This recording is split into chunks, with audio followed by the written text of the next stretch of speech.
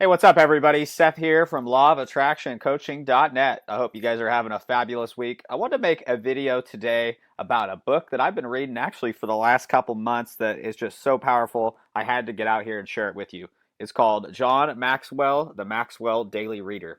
Now, John Maxwell is one of our featured coaches on Law of Attraction Coaching. This guy is an absolute animal when it comes to teaching people to be leaders and bringing new ideas to the table as far as especially leadership. That's really his focus.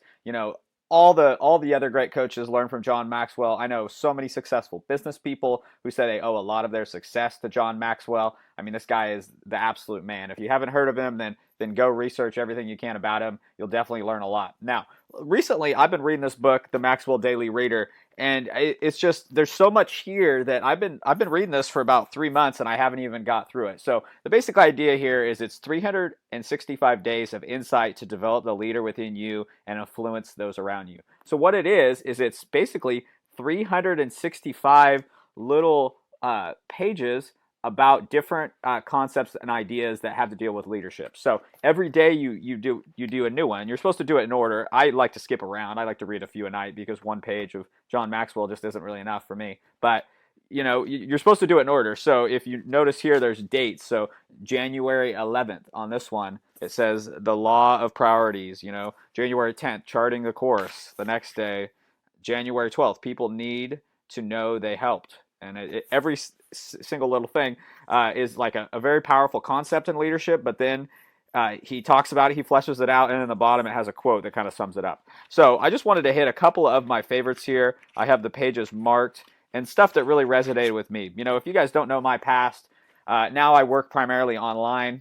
I actually do SEO consulting. I have a company called Oregon Web Solutions, as well as a lot of other online projects. But what I used to do is I used to run a chain of convenience stores. So I had 30 something employees. And, I spent a lot of time in college. I've had a lot of training. And I would say the time of managing those employees in that convenience store was the greatest education I ever had. Because when you're forced to lead people, that's when you really grow as a person. And so many concepts in this book that I intuitively knew. I actually wish I would have had this book 10 years ago when I was struggling through these ideas and dealing with and leading people without a lot of the knowledge on how to do it properly. I just had to work through it. So I just wanted to hit a couple of my favorite points of this, just so you can get an idea of what's in here. So February 7th, people add the most value in their strength zones. So basically what that's saying is look for the best in others and help them see it too.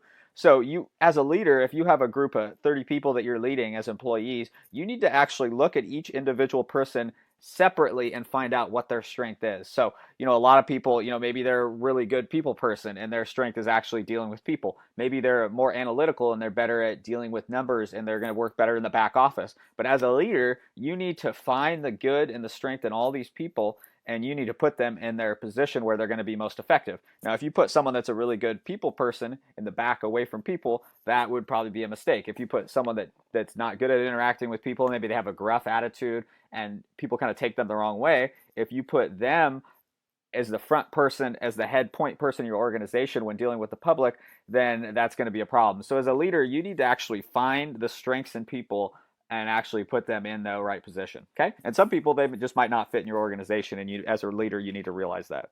So that was February 7th. I thought that was really powerful. The power of failure. So this is huge. A lot of people out there think that the road to success is just paved with a bunch of success. And I can tell you the most eye-opening and the biggest learning experience I've ever had in my life is when I actually fail. This February 13th talks about the power of failure. Okay. You can see I have this one marked. Try to see failure as a learning experience today. So success doesn't mean avoiding failure. All of us fail. As we travel, we all hit potholes, take wrong turns, or forget to check the radiator. The only person who avoids failure altogether is the person who never leaves their driveway. So that's really it. If you're in business, if you're out there trying to make big moves, if you're an entrepreneur, you're gonna fail. And the best thing you can do is take those opportunities where you fail and try to roll those into positives and learn from them. Okay, moving through. I mean, there's so much here. I'm just gonna barely scratch the surface, but I wanted to really just break down a few of these for you today. Failing backwards versus failing forwards. He basically lists out the different attributes of failing forward and failing backwards. And you should definitely try to fail forward, which is I do. So failing backwards is you blame others, repeat the same mistakes, expect to never fail again, expecting to continually fail, uh, being limited by past mistakes, thinking I'm a failure, and quitting. That's failing backwards, but listen to failing forward. Taking responsibility, learning from each mistake, knowing failure is part of the progress, maintaining a positive attitude, challenging outdated assumptions, taking new risks, believing something didn't work, and persevering. So that's the biggest one right there is no matter what happens, you always persevere, you always take another shot at it because eventually you will break through. All right, moving on here, moving into action. That's a good one. Here's another one that really talks about the kind of a leadership thing. Lead everyone differently. May 3rd. Okay, so this one really hit home for me.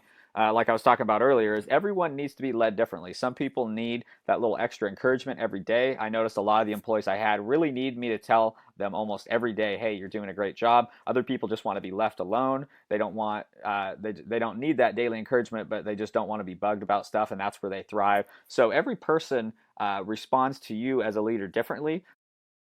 Confrontation. So this one I actually have double marked because it was so critical. But confrontation is very difficult for most people. If you feel uneasy just reading the word confront, I'd like to suggest that you substitute the word clarify.